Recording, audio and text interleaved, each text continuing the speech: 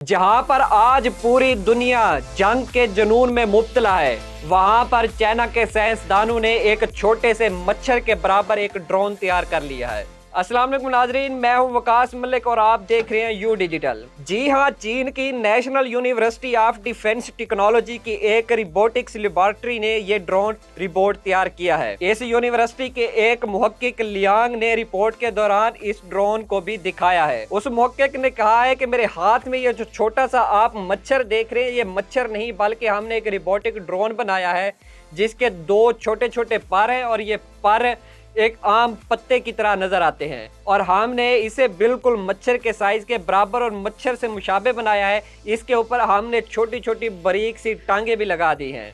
अब सवाल यहाँ पर यह पैदा होता है कि आखिर ये ड्रोन काम कैसे करेगा। ये रोबोटिक ड्रोन फौजी मकासद के लिए इस्तेमाल किया जाएगा ताकि फौजी अपने इर्द गिर्द के माहौल को जांच पड़ताल कर सकें। अगर हम इस ड्रोन की तैयारी की बात करें तो इसके ऊपर sensors, power devices, control circuits और दीगर पुर्जाजात जो है वो फिट किए गए हैं, मगर जंगी मकासद के साथ साथ इसे तिब्बी मकासद के लिए भी इस्तेमाल किया जा सकेगा। इसी के साथ अपने मेजबान वकास मलिक को दीजिए इजाजत। अल्लाह निगहबान।